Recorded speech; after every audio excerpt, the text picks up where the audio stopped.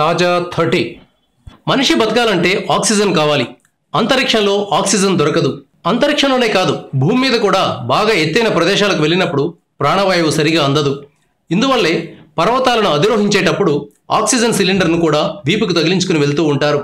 ఈ నేపథ్యంలో మనిషి చంద్రుడి మీద, అంగారకుడి మీద కాలనీలు ఏర్పాటు చేసుకోవాలని కలగంటున్నాడు. మరి అక్కడ బతకడం ఎలా?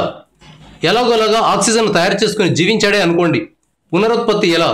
రోదసిలో కూడా పిల్లల్ని కనడం ఎలా అనే సబ్జెక్టు మీద ఇప్పుడు శాస్త్రవేత్తలు రీసెర్చ్ చేస్తున్నారు. ప్రస్తుతం భూమి కక్షలో అంతర్జాతీయ అంతరిక్ష కేంద్రం తిరుగుతోంది. దీన్నే షార్ట్కట్లో ISS అని అంటారు. ఇందులో 9 నెలల పాటు ఎలుకల వీర్యాన్ని భద్రపరిచారు. ఈ వీర్యం ద్వారా ఆరోగ్యవంతమైన ఎలుక పిల్లలు జన్మించాయి.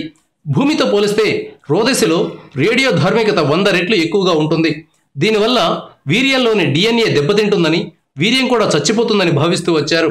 అయితే సరైన నిల్వ పద్ధతుల్ని ఉపయోగించడం ద్వారా కృత్రిమ గర్భధారణ పద్ధతిలో ఎలుక పిల్లల్ని పుట్టించారు.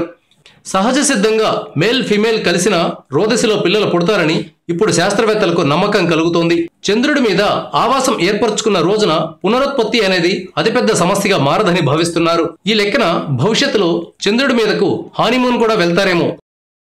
Thank you viewers. ఈ వీడియో మీకు నచ్చితే లైక్ బటన్ టచ్ చేయండి. తాజా 30 ఛానల్కు సబ్స్క్రైబ్ చేయండి. మీ మిత్రులకు షేర్ చేయండి.